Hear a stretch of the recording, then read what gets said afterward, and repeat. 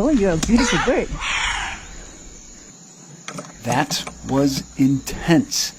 Now that the adults are gone, it's time to check in on the ugly little macaw legs. Bucket comes up. Got it. Bucket secure. And the chicks go in.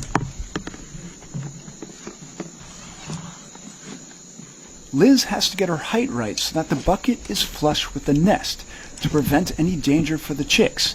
Remember, they're 100 feet up.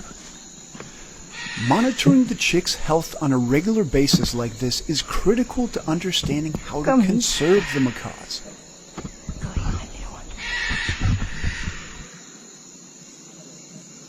Chick number 1 is in. And then chick number 2. While this type of handling can't be done with every bird species, the researchers have measured their impact and found that the macaws here are not negatively affected at all. Do you have it? Ready? Okay, all yours. Wow.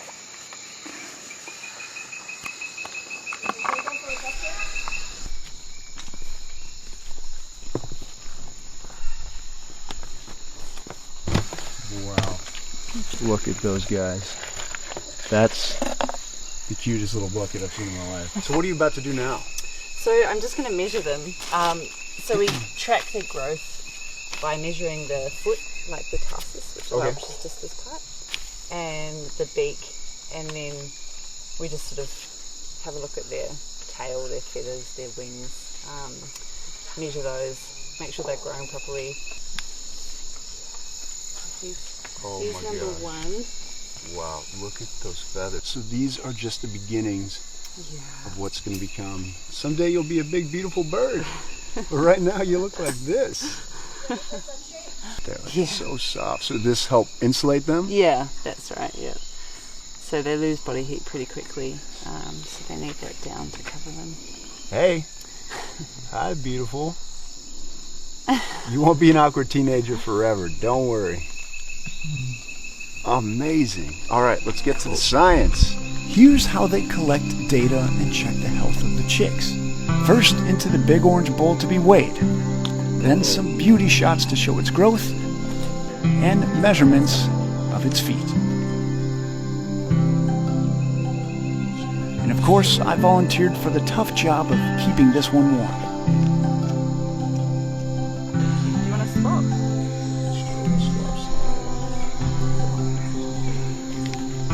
It's important to remember that this isn't all for fun. This is part of a 30-year game-changing research project in this forest, which has taught us how to better conserve these birds both here in Tambopata and throughout their entire range.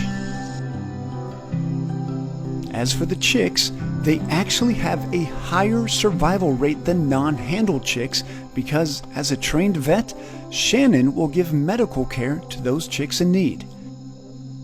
But remember, we also want to know why the adults eat mud. So, what's so important about that dirt? So it's sodium. It's a source of sodium. So it's a really the environment